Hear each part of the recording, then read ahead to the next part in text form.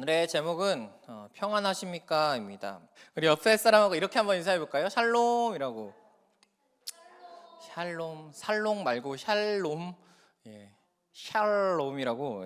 히브리어인데요. 무슨 뜻인지 아세요, 여러분? 평안하십니까? 라는 제목 그대로의 언어입니다. 전통적인 유대인들의 인사법인데 우리나라로 따지면 이런 거예요. 그냥 만나면 혹시 너 밥 먹었니? 라고 오는. 밥을 먹었는지 진짜 궁금해서 그런 거 아니잖아요, 그렇죠?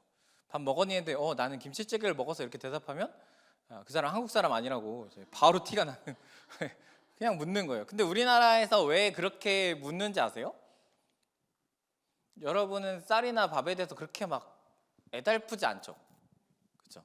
만약 교회에서 교회를 나왔는데 여러분에게 쌀을 한 봉지씩 해서 이제 준다고 하면 여러분 받아갈 거예요? 아, 그래요? 집에서 밥 해 먹어요? 그렇구나. 햇반을 주면 더 좋아하지 않나? 그렇군요. 보통 이게 이제 흘러 내려온 이야기인데 사실 우리나라에서 사람들이 왜 이제 밥은 먹었냐고 물어보냐면 밥을 못 먹었을 때가 있었기 때문이에요. 옛날에. 그러니까 정말 밥 먹는 일이 중요했던 일인 거죠. 그래서 너 잘 지내고 있어? 라는 이야기를 밥 먹었어? 라고 물어보기 시작하면서 그게 흘러 내려와서 사실 우리는 이제 별로 안 물어보죠, 그런 거.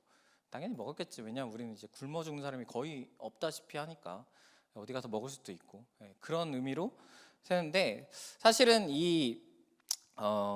이런 질문도 이 샬롬이라는 이야기도 유대인들에게 우리랑 비슷한 평안이 없었기 때문에 하는 이야기가 아주 닮아 있어요. 이들은 나라가 없어졌고요. 오늘 이야기에서도 미디안에게 지금 정복당한 상황이고 이런 상황 가운데 너 괜찮아? 너 잘 지내고 있어? 라고 묻는 게 샬롬이었던 거죠. 여러분은 혹시 한 주간 어떠셨나요? 지난 한 주간 좀 평안하셨어요? 여러분의 세대를 일컫는 말들이 있어. 꼭 여러분만 아니더라도 요즘의 사람들을 일컫는 몇 가지 단어들이 있는데 코로나를 겪으면서 코로나 블루라는 말이 생겼죠. 그래서 코로나를 겪을 때 대다수의 병원들이나 많은 산업들이 쇠퇴했는데 가장 독보적으로 치고 올라간 병원이 있어요. 정신의학과. 어쨌든 코로나를 겪으면서 사람들이 굉장히 힘들었던 시간들이 어찌됐든 조금씩 이렇게 벗어나고 있었고 여러분의 세대를 일컫는 가장 대표적인 말이 M4 세대죠. 여러분 많은 거를 포기하셨나요? 설마 아직 결혼을 포기했거나 포기하지 않았는데 놓고 싶거나 뭐 혹시 뭐 미래를 포기했거나 오늘만 잘 살아보자 뭐 이런 마음들이 혹시 있으신가요? 사실 여러분의 세대는 희망이 없는 세대라고 많이 하죠. 내일이 없으니 내일도 없다라고. 그래서 옛날 세대는 그래도 힘들어도 이렇게 살면 나중에 잘 살 수 있어 이런 희망이 있었는데 여러분이 사는 세대, 꼭 여러분만 아니더라도 저도 지금 현재를 살아가고 있으니까 지금이 이제 4차 산업혁명이라고 뭐 해갖고 흘러가고 있잖아요. 역사상 최초로 직업이 줄어버리는 시기를 가지고 있어요. 1차, 2차, 3차를 겪으면서 이거는 산업혁명이 일어나면서 직업이 새로 생겨서 이전에 있던 것들이 없어져도 직업이 더 많아졌거든요. 근데 지금은 점점 없어지고 있어요. 그래서 여러분의 미래도 점점 없어지고 있는 이런 세대를 살고 있습니다. 얼마 전 기사의 타이틀인데 이런 타이틀이 있더라고요. 희망은 없다. 만남이 두렵다. 그래서 고립이나 운둔을 택한 청년들이 늘어나고 있다라고. 집에서 안 나오는 거죠. 이들은 상상도 못할 일이야. 난 집이 좋은데. 그러니까 나가면 돈 쓰고 돈 쓸 돈도 없고 나가봤자 누가 비교당하면서 내 처지는 왜 이런가 뭐 이렇게 되고 더 우울해지고 이러면서 나가지 않는다라는 거예요. 여러분 지난주에 평안하셨다니까 다행인데 사실 우리가 사는 삶에는 평안을 누리기가 참 어렵죠. 하나님께서 주시는 샬롬이 우리에게 있느냐라고 묻는다면 대부분 그렇지 못했을 거라고 생각이 들어요. 오늘은 기드온의 이야기를 하면서 우리가 과연 그럼 평안하게 어떻게 살 것인가를 좀 이야기해 보려고 합니다. 여러분 창세기가 무슨 내용이죠? 하루밖에 안 지났으니까 아이고 안심이라 벌써 잊어버렸을 거. 여러분 그러면 사사기는 무슨 내용이에요? 물론 이거 안 가르쳐줬어요. 걱정하지 마세요. 우리 모세오경까지밖에 안 했으니까. 예, 여러분 사사기는 무슨 이야기냐면 사사들의 이야기예요, 말 그대로. 근데 나중에 나오는 예언자들, 선지자들과 사사가 다른 점이 뭐냐면 사사는 좀 무력 행사를 합니다. 제일 유명한 사사가 누구죠? 두 글자. 삼손. 삼손. 네, 삼손 있죠. 삼손이 뭐예요? 다 부서요?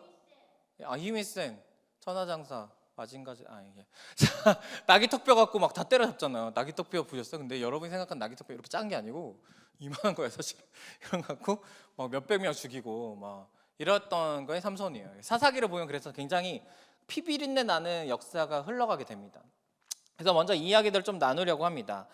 민수기의 이야기부터 시작하는데요. 우리 민수기 말씀 같이 읽어볼게요. 너희가 만일 그 땅의 원주민을 너희 앞에 몰아내지 아니하면 너희가 남겨둔 자들이 너희의 눈에 가시와 너희의 옆구리를 찌르는 것이 되어 너희가 거주하는 땅에서 너희를 괴롭게 할 것이요. 민수기는 무슨 내용이에요? 사람들 수세는 거. 또 하나는요? 그거. 네, 광야에서의 이야기죠. 지금 민수기가 끝나면 역사 흐름상으로 보면 신명기는 이제 민수기 끝에 이제 모세가 한 이야기고요. 여호수아 다음에 사사기예요. 그렇죠? 그럼 민수기가 끝나면 여호수아 가서 뭐해? 정복 전쟁 하잖아요. 여리고를 왜 뛰었어? 그 무너뜨리려고 한 거잖아요. 그 땅을 정복하려고. 근데 그 땅에 들어가기 전에 하시는 얘기예요. 뭐라고 하냐면 너희가 만약에 그 땅의 원주민을 너희 앞에 몰아내지 못하면 너희가 이제 들어가서 거기서 싸워갖고 그 땅을 차지해야 되는데 만약에 그걸 못하면 쟤네들 다 못 쫓아내면 뭐라 그래요? 너희 눈에 가시와 옆구리를 찌르는 것인데 눈에 지금 가시가 박혔어. 옆구리를 누가 계속 찔러. 너희를 괴롭게 할 거라고 이야기합니다. 그래서 전쟁을 하러 가서 무슨 얘기예요? 다 몰아내라 이렇게 얘기하는 거죠. 근데 다 몰아냈을까요? 네, 사사기 1장 19절입니다. 읽어볼까요? 시작. 여호와께서 유다와 함께 계셨으므로 그가 산지 주민을 쫓아내셨으나 골짜기의 주민들은 철병거가 있으므로 그들을 쫓아내지 못하였으며. 전쟁의 결과에 대해서 사사기 1장에 나오는데 저들이 철병거를 가지고 있으니까 쫓아내지 못했다라고 그래요. 근데 마치 이렇게 보면은 쟤들이 굉장히 강한 녀석들이구나. 왜냐하면 당시에 이스라엘은 청동기였거든요. 쟤는 철기, 한 단계가 업그레이드 있단 말이야. 나는 칼을 들고 있는데 쟤는 총을 들고 있어. 싸우겠어요? 안 싸우겠죠. 그래서 너무 세니까 못 쫓아냈구나 싶지만 여호수아 말씀 한 번 더 읽어볼게요. 시작. 그가 그 산지도 내 것이 되리니 비록 살림이라도 내가 개척하라. 그 내 것이 되리라. 가나안 족속이 비록 철병거를 가졌고 강할지라도 내가 능히 그를 쫓아내리라 하였더라. 여호수아의 막바지에 이야기합니다. 그들이 철병거 가진 거 알아. 근데 네가 능히 그걸 쫓아낼 수 있어 라고 정확히 얘기해줘요. 쟤들이 너희보다 강한 거 알아. 너희보다 잘 싸울 거야. 그런데 너희가 싸우면 이겨 라고 하나님께 말씀하신 거예요. 근데 안 싸워요. 안타깝죠. 하나님이 이미 저 앞에다가 승리하게 놔뒀어. 너희 가서 부딪히면 어떻게 이기든 이기게 돼 있어. 여리고도 그랬잖아요. 진짜 싸운 게 아니라 하나님이 방법 따라하니까 이긴 거니까. 그것을 수많이 겪었고 여호수아 전체를 볼 때 딱 한 번 졌거든요. 여리고 다음에 졌어. 네, 여러 가지 이유들이 많이 있는데 딱 한 번을 지고 나머지를 다 이겼단 말이야. 하물며 갑자기 막 항복도 하고 난리가 나. 근데 이제 그들이 나가서 너 이길 수 있더라고 그 많은 승리를 한 이스라엘에게 말씀하셨음에도 불구하고 싸우지 않았어요. 같이 살기 시작합니다. 하물며 한 번은 이제 같이 사는 정도가 아니라 걔를 잡았어. 힘으로 정복을 했어. 그랬더니 얘네를 노예로 삼아서 데리고 있어요. 이런 시기가 이렇게 시작되는 게 사사기의 이야기입니다. 여러분, 근데 이 사사기가 굉장히 우리가 닮아 있는 게 뭐냐면 사실 우리도 이 땅을 살아가면서 하나님 외의 것과 굉장히 많이 싸우면서 살아가야 돼요. 네. 마치 우리는 그것이 이길 수 없는 존재라고 이야기할 수 있고 생각할 수 있지만 하나님 뭐라고 하냐면 내가 능히 그를 쫓아낼 수 있을 거라고. 직접적으로 얘기하면 이런 이야기도 되는데 여러분 교회 나오기가 불편할 수도 있어요. 제가 얼마나 힘들었는지 아세요? 오늘 아침에 새벽에 일어났는데 제가 집에 가서 자자? 맞아? 일어났는데 11시에 일어났어요. 밤 11시. 바로 자야 되잖아. 다시 못 잤어. 새벽 2시 반에 잤다가 4시에 일어났어요. 놀랍지 않아? 이렇게 그래갖고 와, 근데 교회를 가야 되냐? 가야지. 나 설교하러 가야 되는데 가야지.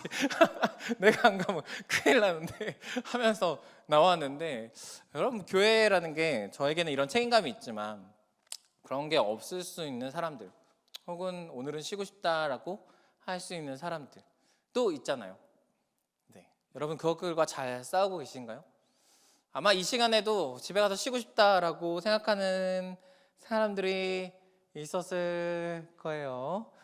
사실 저도 조금 하지만 그걸 싸우고 우리가 이 자리에 있고, 또 그걸 싸우게 하시는 것이 우리의 하나님이신 줄로 믿습니다. 여러분 저는 주일의 예배도 굉장히 중요하지만 이에 못지않게 여러분의 삶에서 나머지 6일을 보내는 게 많이 중요하다고 생각하는 사람 중에 한 명이에요. 그래서 어떻게 보면 막 주일에 목매는 사람은 결코 아니고, 하지만 다른 6일의 시간들이 주일만큼의 삶을 살아야 한다고 주장하는 사람 중 한 명입니다. 그래서 제가 TV를 볼 때 잘 안타까운 사람들이 있는데, 누구냐면 연예인들 중에 자기가 크리스찬이라고 얘기하는 사람들이에요.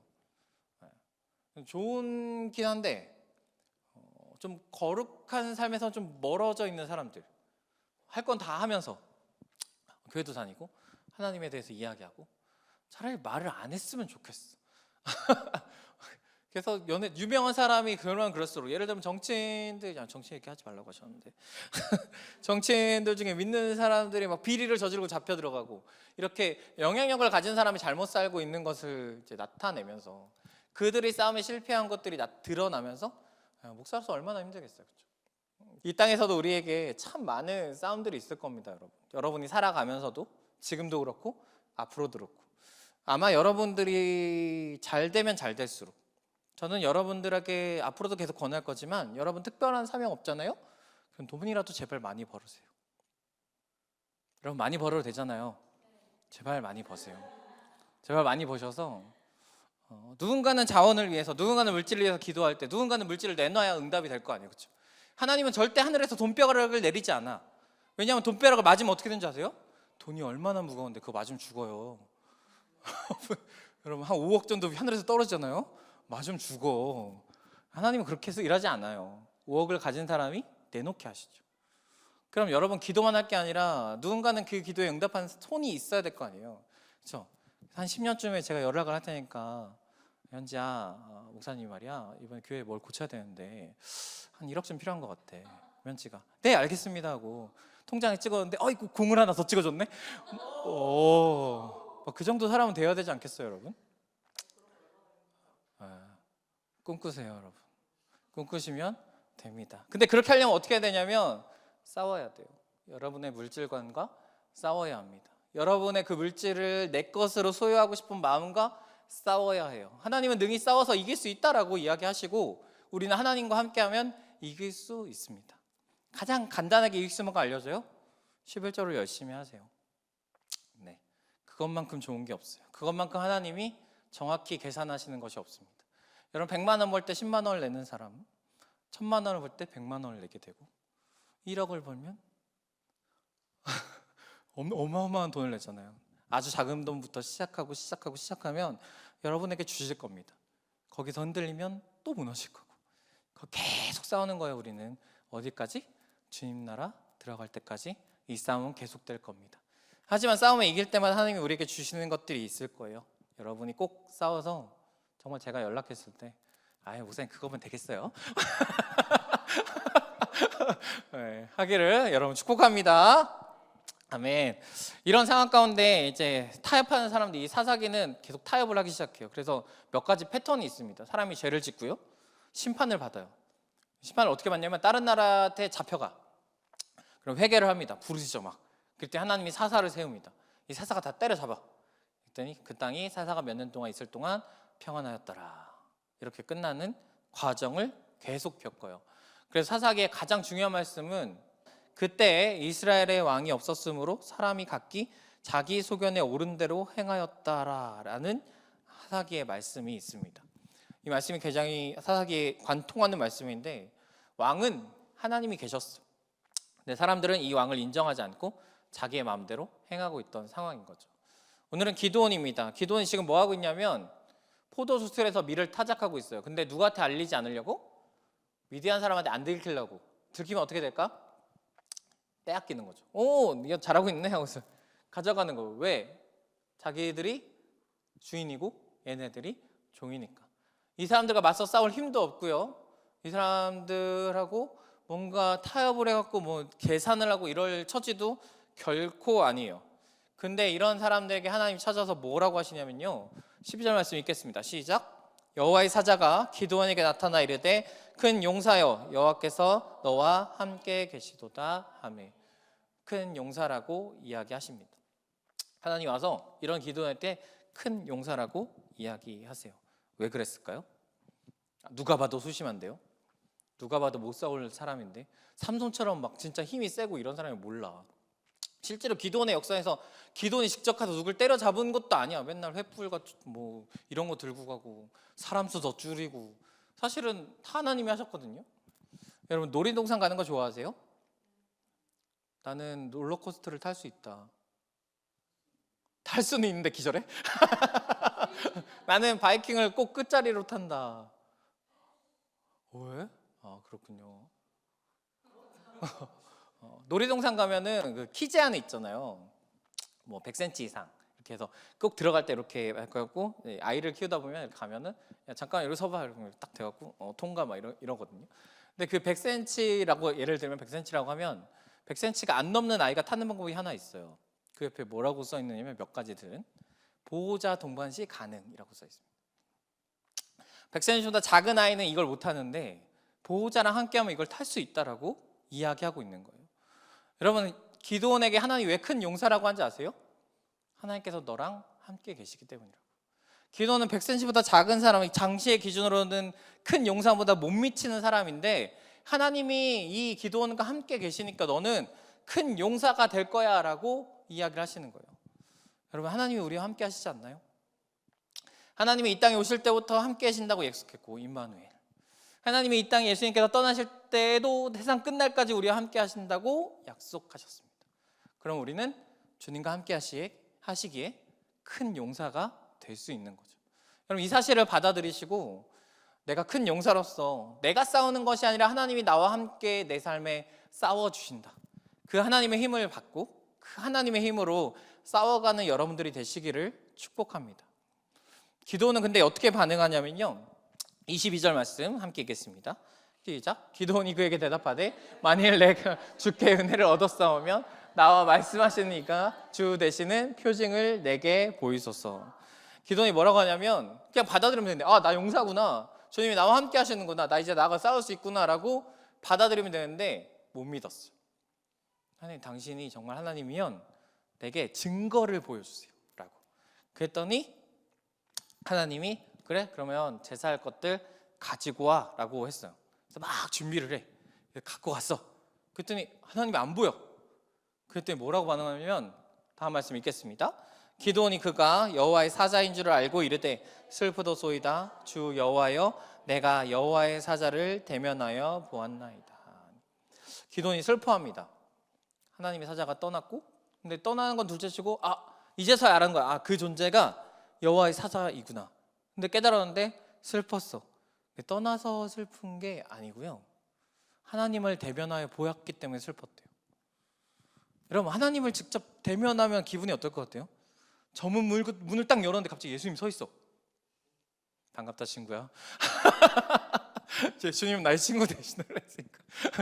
그러면 이제 족보 다 꼬이는 거죠. 이제 현지부터 다 친구가 되고, 친구의 친구니까 친구의 친구고 막. 네. 사실 우리는 하나님을 마주하면 굉장히 기분이 좋을 것 같잖아요. 은혜가 충만할 것 같잖아요.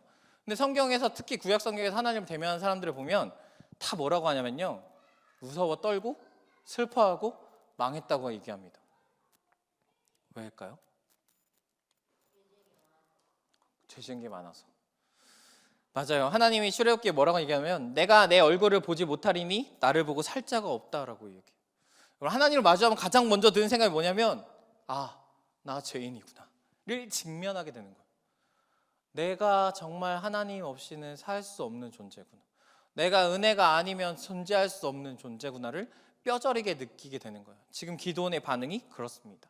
지금 여호와의 사자를 내가 대면했어. 근데 그분이 갑자기 사라졌어. 내게 어떤 은혜도 주지 않고 사라졌어. 그럼 나는 어떻게 되는 거 원래? 죽을 처지에 놓인 거예요, 이제 기드온이. 그래서 슬프다고 고백합니다. 그런 기드온에게 하나님이 다시 찾아와요. 읽겠습니다. 여호와께서 그렇게 이르시되 너는 안심하라, 두려워하지 말라, 죽지 아니하리라. 원래는 죽어야 되는데 다시 나타나서 말씀하시는 거예요. 괜찮아, 두려워하지 마, 너 안 죽을 거야. 그래서 하나님께서 이 기드온에게 쉽게 말하면 안심해라, 평안하라 라고 선언을 합니다. 그런 다음에 나온 이야기가 이 샬롬의 이야기예요. 같이 읽겠습니다. 기드온이 여호와를 위하여 거기서 제단을 쌓고 그것을 여호와 샬롬이라 하였더라. 그것이 오늘까지 아비에셀 사람에게 속한 오브라에 있더라. 여러분, 우리가 샬롬을 평안하십니까? 라는 어떤 인사말로 처음에 익숙하게 알고 있지만 사실 샬롬은 굉장히 무서운 상황 속에서 이끌어진 평안의 선언입니다. 마지막으로 이렇게 정리하면서 마치려고 하는데, 기드온에게 어떻게 샬롬이 왔는지, 첫 번째는 하나님을 만났기 때문에 그에게 샬롬이 임하게 됐어요. 그것은 또한 기드온의 삶에 평안이 없었던 것처럼 우리 삶에 하나님이 없다면 결코 평안은 있을 수 없다라는 거예요. 내가 돈을 많이 벌건 내 환경이 유지되건 우리에게는 참된 평안이 없습니다. 돈을 아무리 많이 벌어도 여러분, 이 세상에 여러분이 삼성의 재벌가처럼 많이 벌기를 축복합니다.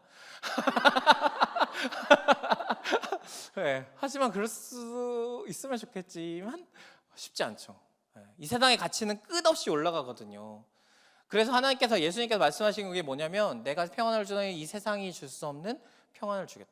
세상의 평안은요, 내 삶이 환경이 평평해지고 아무 일도 없을 때 평안이라고 이야기해요. 그런데 하나님의 평안은요, 이 상황이 나아지지 않았는데도 주님이 오시면 평안해지는 거예요. 100cm보다 작은 아이가 부모와 함께 그 아이를 잡으면 내가 저걸 탈 수 있구나를 발견하고 얼마나 행복하겠어. 그 평안이 우리에게 주시는 하나님의 평안인 줄로 믿습니다. 그래서 우리는 어려워도 힘들어도, 기드온도 지금 아무것도 나아진 게 없어요. 너 용사야, 너 나에게 평안을 줄게 하면서 해도 미디안이 갑자기 죽은 것도 아니고 사라진 것도 아니고 아무것도 아니에요. 근데 평안하다고요. 여러분, 하나님과 함께 하시면 이 평안을 누리게 될 줄로 믿습니다. 두 번째로, 이 평안은 하나님의 선언으로부터 출발합니다. 하나님 우리에게 평안을 주시는 거죠. 어떻게 주시냐? 내가 죽었다 살아난 것을 깨달을 때 하나님의 그 응답이 찾아오게 되는 거예요. 그래서 여러분, 구원을 느낀다는 건 굉장히 중요한 일입니다. 내가 지금 살아있는 게 결코 우연이 아니라는 걸 발견하는 건 너무나 중요한 일이에요. 여러분, 살면서 내 생명보다 중요한 게 뭐가 있겠어? 내가 지금 살아있는 것보다 중요한 게 뭐가 있겠어? 근데 우리는 살아있잖아요. 이보다 놀라운 일이 뭐가 있겠어요? 그러니까 평안할 수 있는 거예요. 조금 힘든 거 괜찮을 수 있는 거예요. 왜? 내가 살아있으니까. 내가 살아있다는 건 곧 하나님이 나와 계속 행하실 수 있다라는 거니까. 마지막 세 번째는 이것입니다. 자신의 소명을 발견하는 일입니다. 여러분, 무엇을 위해 사십니까? 무엇을 위해 오늘을 살아가고 계십니까? 물론 어떤 이들은 비계획적인 분들은 꼭 목표가 필요하나요? 이렇게 묻는 사람도 있어요. 근데 저는 저의 삶이지만 목표가 정말 필요하다고 생각해요. 그리고 그 목표를 향해서 달려나갈 때 내가 지금은 조금 힘들어도 그 목표를 향해서 분명하다면 갈 수 있는 거죠. 앞서 얘기했듯이 여러분의 지금의 현대 사회는 희망이 없는 세대라고 많이들 이야기합니다. 그러나 희망은 하나님께 있음을 여러분 믿으시기 바랍니다. 아무리 세상이 어두워도, 아무리 세상이 몰락해도 결국 하나님이 우리의 소망이고 우리의 희망이 되실 줄로 믿습니다. 여러분의 삶에서 그 희망을 꼭 발견하시기를 축복합니다. 제가 이 길을 갈 때 끊임없이 선배 목사님들 하신 얘기가 있어요. 학교를 들어가실 때도, 야, 아직 늦지 않아서 돌아가. 야, 지금 너희 이 사업으로 따지면 전망이 좋지 않아. 가면 갈수록 힘들어질 거야 라고 이야기를 해요. 그게 맞을 거예요. 그게 맞을 거고 어두울 겁니다. 근데 또 다른 한편에서는 저에게 이런 얘기를 해주셨어요. 야, 크리스찬은 역사상 한 번도 다수가 된 적이 없어. 한 번도 온 세상의 지배자가 된 적이 없어. 한 번도 우리가 강한 편에 속한 적이 없다라는 거죠.